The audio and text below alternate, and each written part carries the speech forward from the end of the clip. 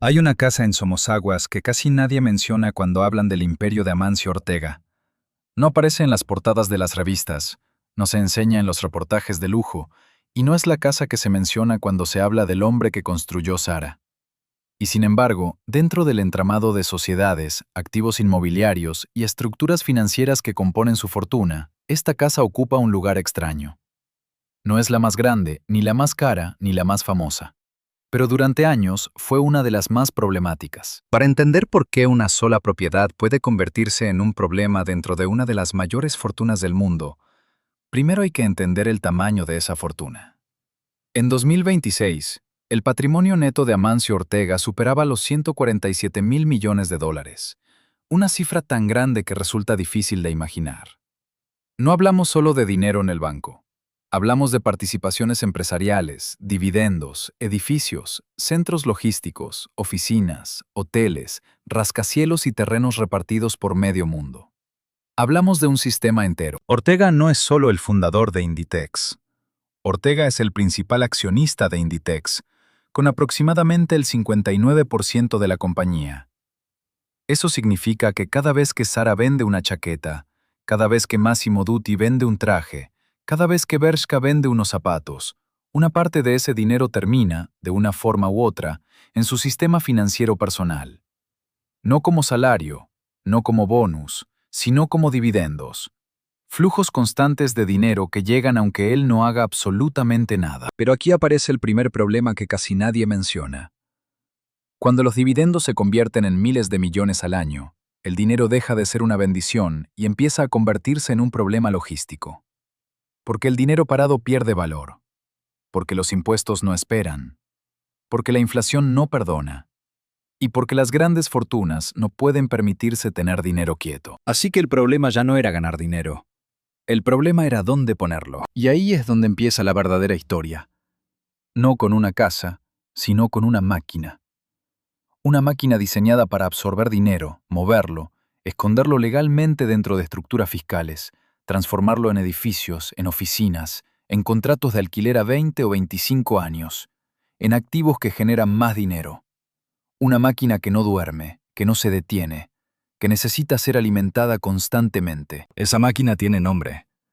Y ese nombre es Ponte Gadea. Y dentro de esa máquina, cada propiedad tiene una función.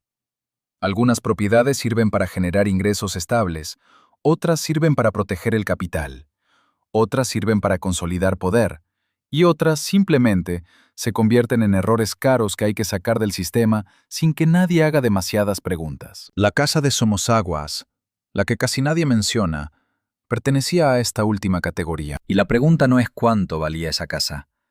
La pregunta es por qué un hombre que podía comprar casi cualquier edificio del mundo necesitaba deshacerse de ella. Cuando la mayoría de la gente piensa en riqueza, imagina coches, relojes, casas, viajes. Pero cuando la riqueza alcanza cierto tamaño, deja de ser lujo y se convierte en ingeniería. Y la ingeniería financiera tiene una regla simple. El dinero grande no puede quedarse quieto. Cada año, Amancio Ortega recibe miles de millones en dividendos solo por su participación en Inditex. En un solo ciclo financiero, esos dividendos superaron los 3,1 mil millones de euros. Eso significa que, sin vender acciones, sin trabajar, sin hacer nada visible, su sistema recibía cada año una cantidad de dinero equivalente al presupuesto anual de una pequeña ciudad europea. Pero ese dinero no podía quedarse en efectivo, porque en España existe el impuesto sobre el patrimonio, porque la inflación erosiona el dinero parado, porque las grandes fortunas no funcionan como las cuentas bancarias normales. Una gran fortuna funciona como una empresa.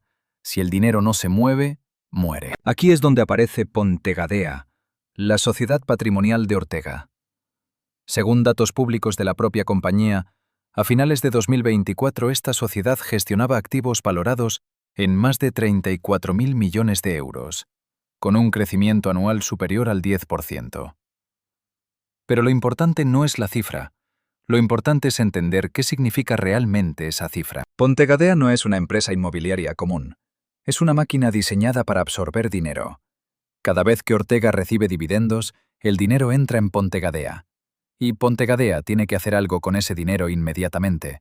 Comprar edificios, comprar oficinas, comprar hoteles, comprar centros logísticos, firmar contratos de alquiler a largo plazo con empresas gigantes. Porque si no compra, el dinero se queda parado. Y si el dinero se queda parado, pierde valor. Y si pierde valor, todo el sistema pierde eficiencia. Por eso, los edificios que compra Pontegadea no son edificios al azar.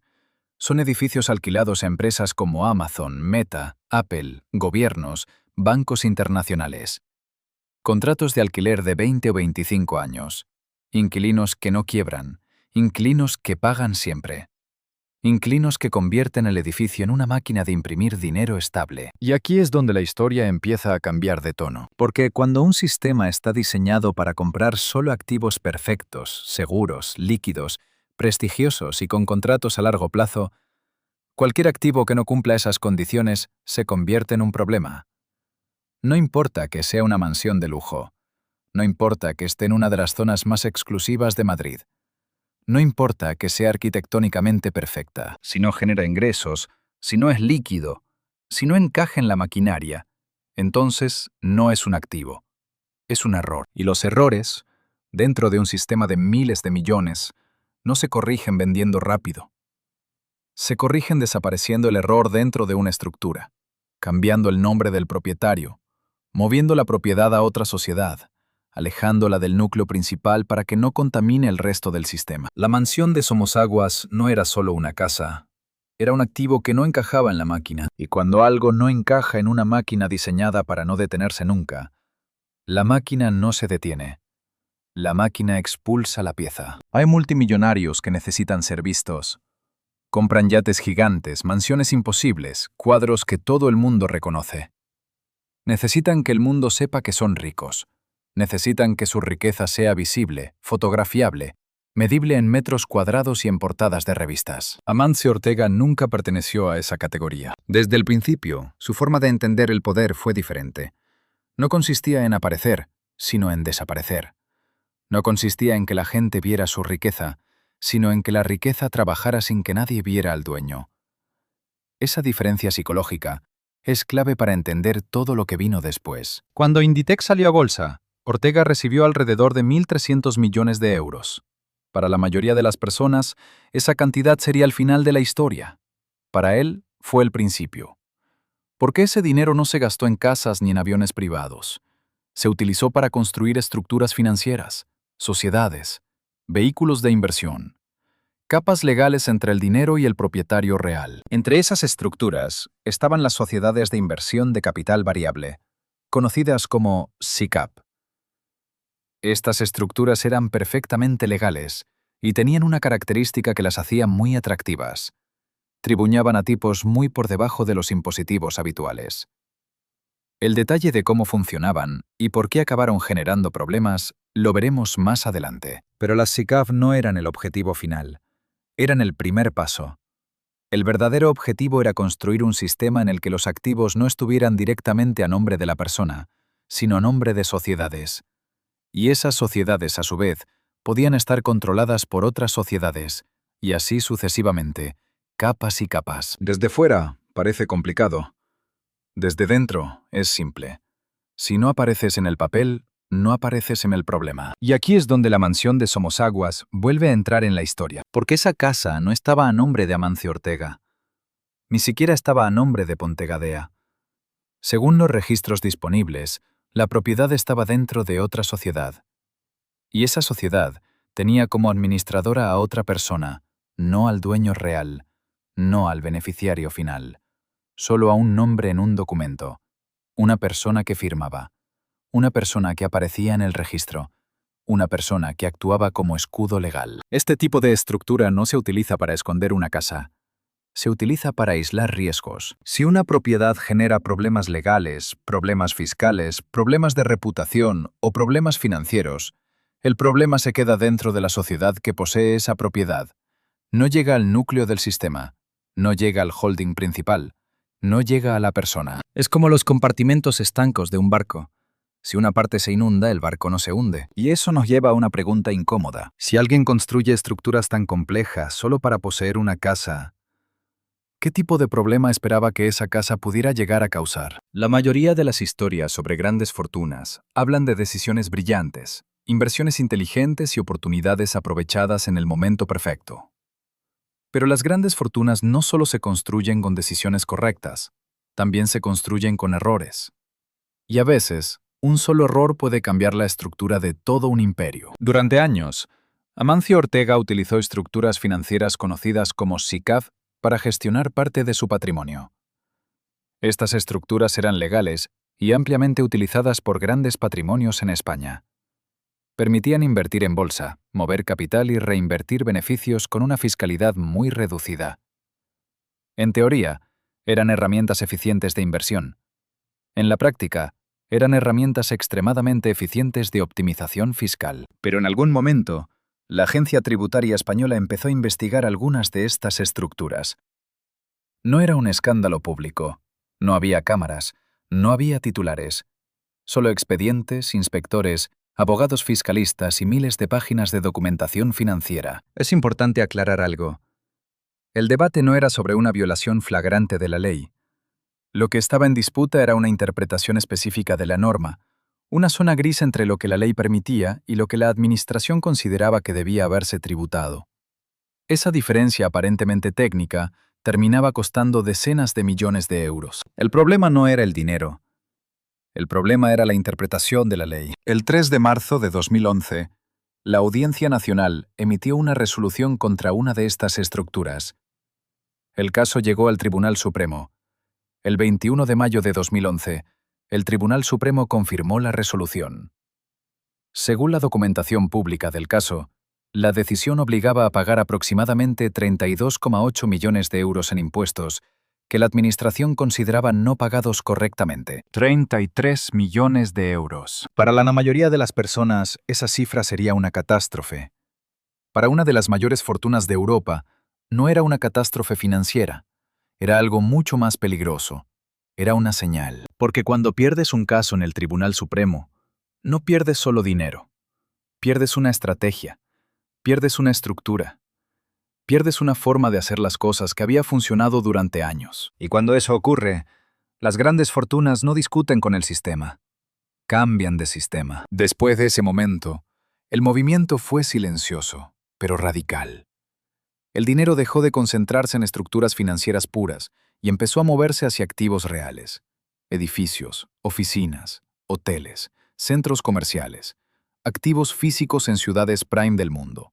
Activos que no dependen de interpretaciones fiscales complejas, sino de contratos de alquiler firmados con multinacionales. Fue en ese periodo cuando el imperio inmobiliario empezó a crecer de verdad. Pero aquí es donde la historia vuelve a la mansión de Somosaguas, porque mientras el sistema se estaba transformando, mientras miles de millones se movían de estructuras financieras a activos inmobiliarios de primer nivel, esa casa seguía ahí, sin generar ingresos, sin encajar en la nueva estrategia.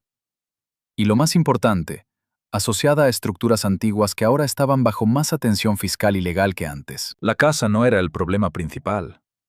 La casa era un residuo del sistema anterior. Y cuando un imperio cambia de piel, todo lo que pertenece a la piel anterior se convierte en un riesgo. La tragedia de la mansión de Somosaguas no fue que estuviera embrujada. La tragedia fue que pertenecía a una época que había terminado. Después de 2011, el imperio de Amancio Ortega cambió silenciosamente de forma. No hubo una rueda de prensa. No hubo un anuncio oficial diciendo, a partir de ahora vamos a hacer las cosas de otra manera.